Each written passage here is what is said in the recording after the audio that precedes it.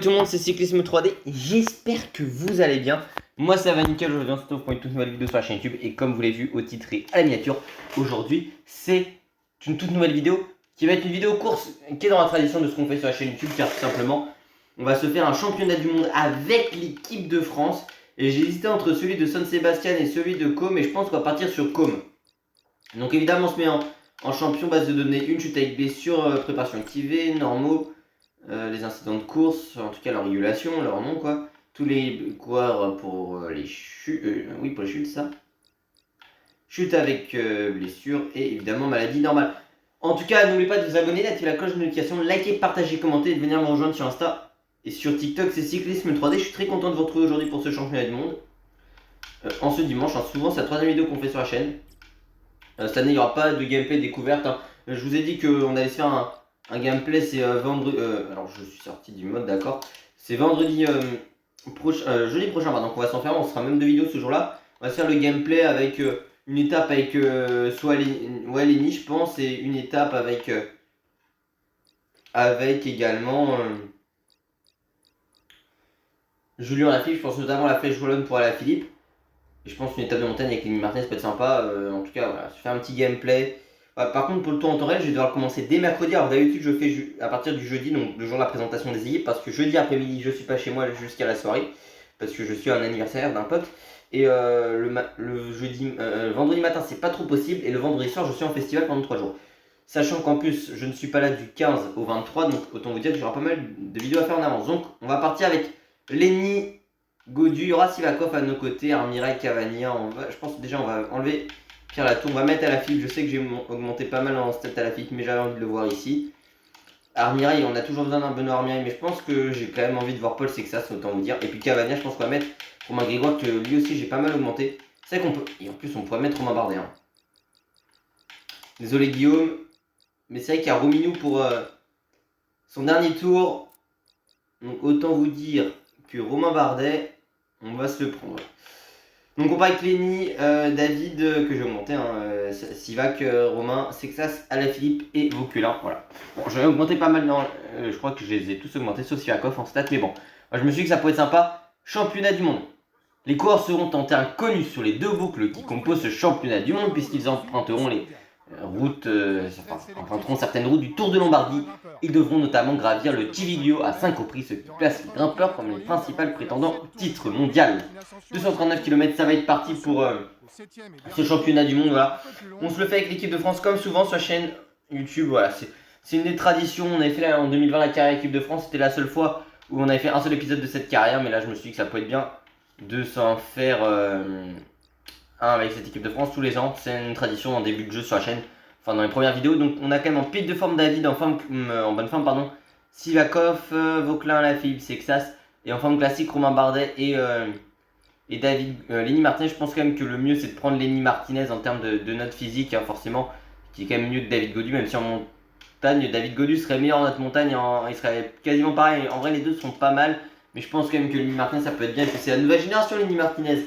On aura aussi Paul Sexas, faudra voir ce qu'on en fait. Enfin, ce qu'on en fait, non, mais est-ce qu'on teste Paul Sexas en termes. Enfin, dès le début, par contre, les graphismes, on se prend une claque quand même. Hein.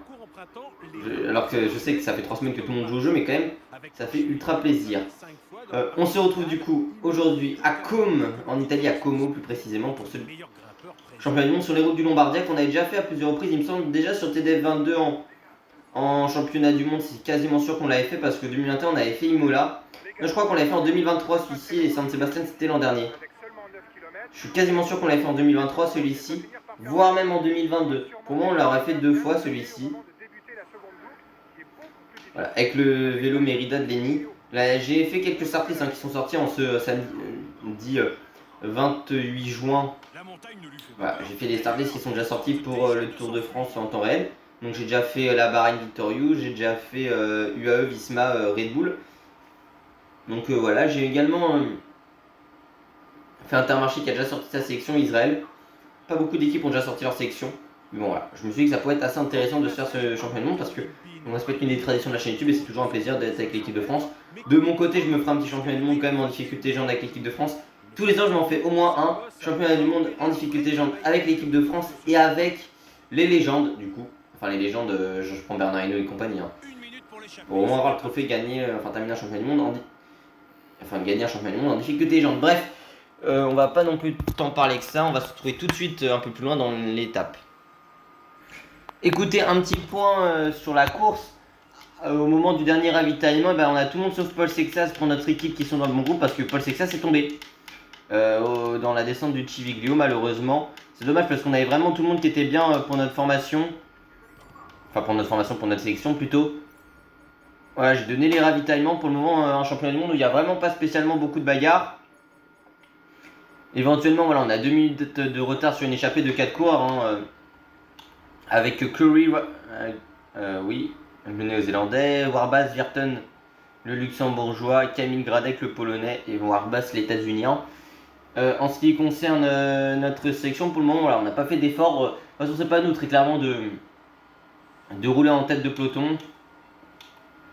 Ah, entre guillemets, on n'a pas la carte maîtresse, hein, même si Lynn Martinez est très fort. Parce que vous voyez ce que je veux dire, c'est qu'on n'a pas l'homme capable, peut-être, déjà principal favori.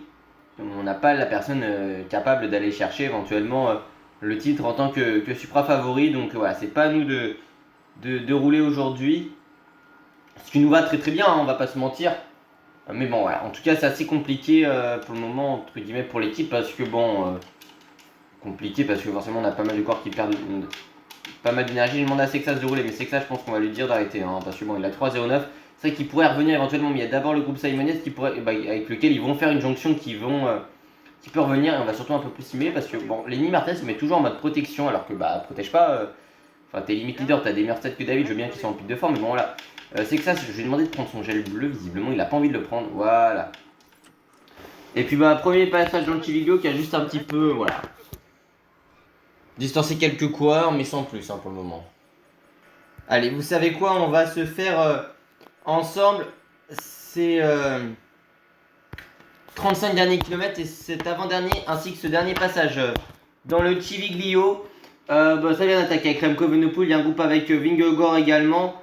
La Slovénie là avec Novak, bon et Pogacar, Maurice pardon qui se relève. Roglic est lâché et on est dans le dur avec Lenny Martinez, je vais pas vous mentir, j'ai dû prendre mon gel bleu assez tôt. Il n'y a que David Gaudu qui n'a même pas pris son gel bleu et qui saura en prendre son gel est meilleur que Lenny Martinez, alors ça je m'y attendais pas du tout. On va prendre notre bleu avec Lenny, mais ça va être assez dur. Je pensais qu'on aurait pu avoir Lenny en tant que leader sur cette épreuve. On va être aidé par Kevin Vauquelin. Et ouais, c'est difficile pour Roglic qui était dans les premières positions au passage précédent. Au sommet du Civiglio, hein, 4 km 300 à 9,2% de pente moyenne. Ascension qu'on connaît sur le Tour de Lombardie. Bon, le Tour de Lombardie qui le prend une année sur deux. Hein. C'est une année sur deux Bergame-Côme et l'année d'après Côme-Bergame. Vauquelin et Pogacar gagné 2 derniers Lombardie. Et dans la vidéo, oui, j'avais eu un trou de mémoire, mais c'était bien dans la vidéo du premier épisode de Pro Team avec la Décathlon. C'était bien notamment Bastien Trochon qui avait gagné sur le Tour-Breton. J'avais un doute parce que vu que Gauthera avait gagné sur les 4 jours de Dunkerque alors que il n'avait pas de victoire avant, ils auraient voulu laisser, mais vu que c'était Bastien Trochon qui avait été l'homme de la course, c'était plus logique. Bon, par contre, on est largement en difficulté là avec Lenny Martinez. On va limite passer sur David, je pense, parce que David est beaucoup mieux en termes de conditions.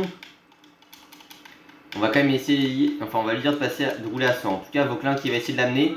David est très très bien. Le pic de forme l'aide forcément, même si en termes de physique, il était juste un point en dessous de Lenny. Bon, on vient de dépasser un retardataire et on est dans un groupe d'un peu moins d'une quinzaine de coureurs ici sur cette ascension. On a encore pas mal de coureurs pour notre collectif. On a quand même encore du Pavel Sivakov et du Julien Alaphilippe entre autres qui peuvent nous épauler, ou même Romain Bardet. Bon, le Pogacar est quasiment une minute devant, hein, le groupe Evenepoel, pardon, mais bon. C'est quasiment pas la course sur eux, il reste encore 31 km, hein. C'est encore très très long. Un peu moins d'une heure de course, c'est encore au programme. Sur cette épreuve,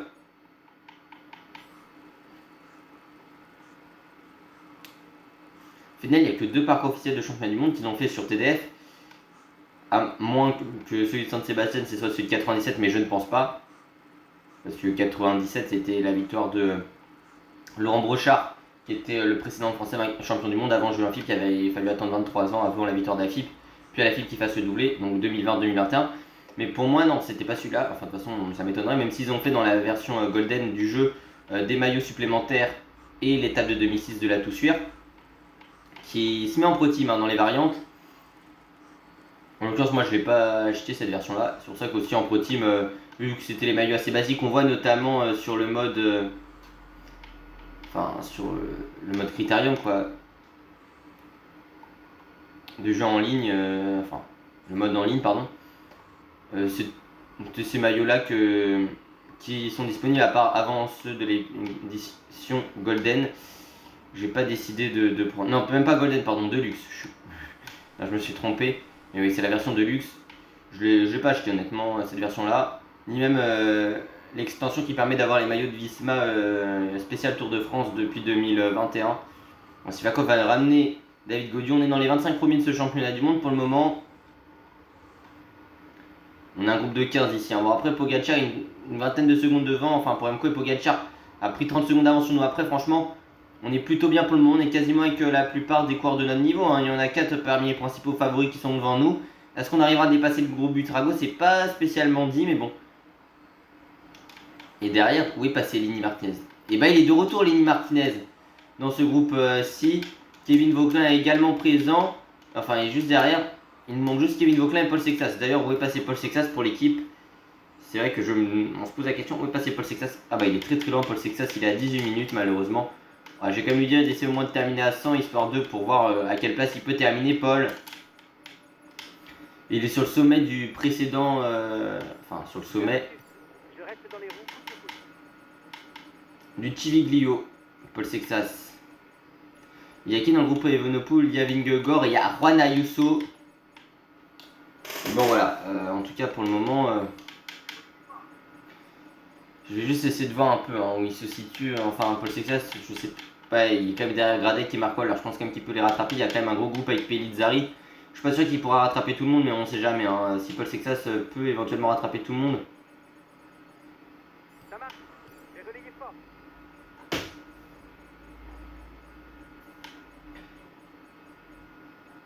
Allez, en tout cas, ça va être parti pour ces 23 derniers kilomètres 300. C'est l'Espagne qui roule alors qu'ils ont Ayuso devant. C'est un peu bizarre comme situation, mais bon. Non, oui, c'est Landa qui roulait, mais il y a aussi Carlos Rodriguez qui est bien présent. On a Ben O'Connor. Il y a Félix Gall ici. Bernal, c'est vrai qu'on ne roule même pas alors qu'on est en supériorité numérique théoriquement, mais bon.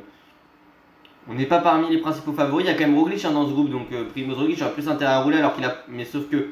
On pourrait dire en tout cas qu'il aurait plus intérêt à rouler, mais il a Pogacar devant. Donc il n'a pas d'intérêt spécialement pour lui à rouler. Et on est un peu limite en train de se faire distancer.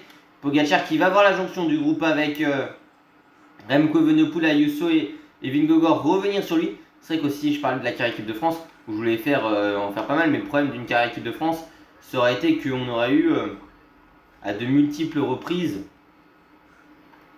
Enfin, que j'aurais dû me faire plein de startés. J'aime pas trop faire des startés sur le jeu, plus modifier les notes et les noms des coureurs, parce que vu qu'à l'époque il y avait qu'un championnat, enfin il y avait 3 championnats du monde, mais si je voulais faire les championnats d'Europe, ça aurait été un peu différent.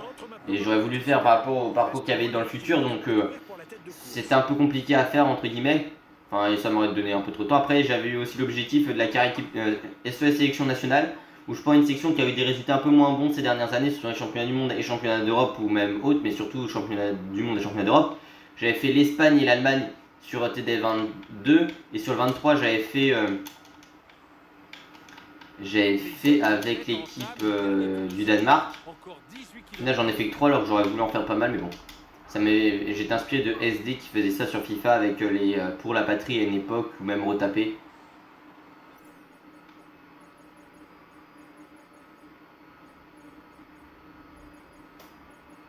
Et vu que je trouvais que c'était un concept intéressant de faire une sélection nationale, je me suis dit que ça aurait pu être bien. Bon, on récupère Vlasov. Et allez, là ça va être avec Alaphilippe et Sivakov qui ont donné leur dernière force. C'est vrai qu'on passe un relais là. On n'est pas si loin que ça, on est un peu près la minute pour le moment avec David Gaudu. Ça va être terminé en ce qui concerne Julien Alaphilippe.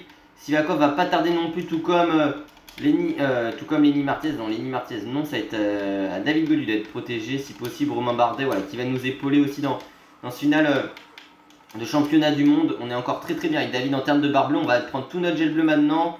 Même si Rodriguez attaque, donc on est en train de perdre des positions, c'est pas l'idéal. Alaphilippe c'est terminé en ce qui le concerne. C'est Rodriguez qui imprime un fort tempo dans ce groupe. Allez, il faut essayer de prendre un maximum de bleu avec David. Voilà, tout est récupéré. Maintenant, on va essayer d'aller le plus haut possible. Hein. Sivakov, c'est terminé en ce qui le concerne également. Allez, attaque de David Gaudu. Vous savez quoi sur cette ascension? Dernier passage dans ce Civiglio, hein, comme j'ai déjà dit précédemment. C'est 4 km 309,2% de moyenne. C'est une ascension très difficile et terrible, même en termes de pourcentage. Et Rodriguez qui se rapproche du groupe Vingegaard qui a été distancé. Il reste Pogacar avec Ayuso et Evenepoel. C'est fini pour Del Toro. 2 UAE et un Soudal Quickstep si on serait sur une course autre qu'une sélection nationale. Mais c'est parti, on remonte un peu. Vu qu'on vient de dépasser Del Toro, on a également dépassé en l'occurrence Santiago Buitrago. On a encore en point de mire Carlos Rodriguez qui est en train de faire une très très belle ascension. Hein. Skelmos distancé qui va être récupéré également en ce qui nous concerne. Et on finit très très bien. Il était aux côtés, hein, Skelmos de Jonas Vingegaard devant qui a été distancé hein, par le groupe Pogacar et Ayuso de lâcher également. Avec David Gaudu, on fait une très très belle fin d'étape, hein, une très très belle fin de championnat du monde. On récupère Ayuso, ils sont partis de loin. Parce que pour le moment, on joue quasiment le podium. Hein. Bon, il y a Vingegaard devant qui a peut-être sur une impulsion peut revenir. En tout cas, il est en train de grimper au train. On est revenu sur Carlos Rodriguez en ce qui nous concerne. Il faudra faire attention parce qu'il y a quand même un groupe avec O'Connor derrière qui n'ont pas dit leur dernier mot. Et avec Primoz Roglic également. En tout cas, on a fait une très très grosse ascension pour David Gaudu. On a même lâché Carlos Rodriguez dans le final. Alors, il faudra voir quand même si on a assez de barre bleue pour pouvoir tenir. Ce qui n'est pas sûr totalement, mais bon. On est bien remonté en ce qui nous concerne. On a Vingegaard qui est juste devant. Hein. Faudra faire l'effort pour revenir sur le double vainqueur du Tour de France. Par contre, cette descente, elle est largement mieux qu'avant. Mais de toute façon, tout le jeu est mieux. Avec les nouveaux graphismes, on va demander à... Est-ce que Rodriguez peut nous relayer? Voilà, Rodriguez va nous relayer. Il va nous ramener sur Vingegaard. Il y aura Carapace qui est en compte derrière nous. Alors, vous connaissez mon niveau dans la descente qui n'est pas le meilleur de l'histoire de TDF. On va essayer de récupérer un maximum hein, si on peut. Même si là, ça va être assez dur. On est obligé de freiner pas mal. Voilà, allez, il y a Vingegaard qui est juste devant nous. On va essayer de se rapprocher du Danois.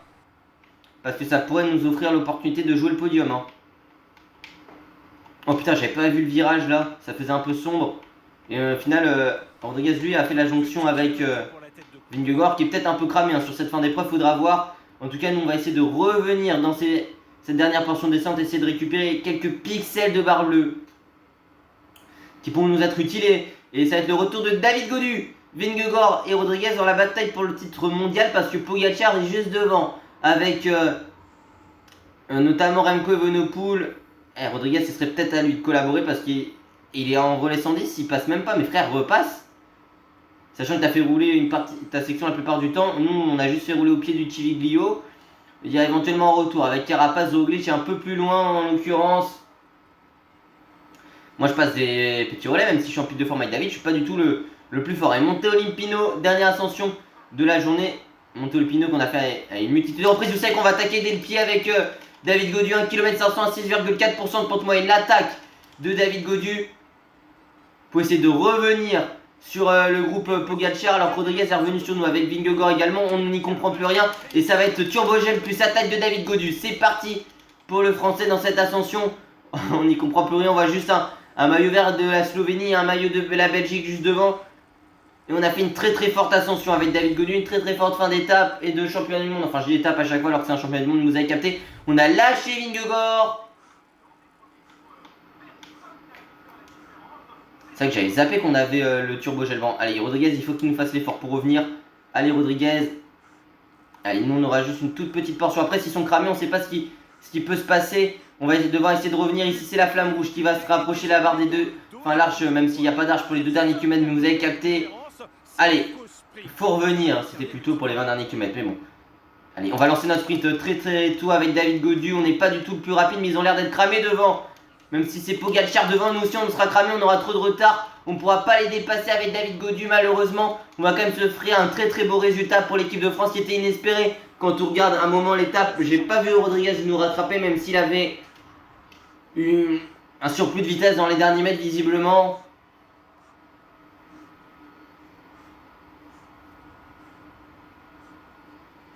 Bon, Paul Sixas va arriver assez lent quand même. Hein.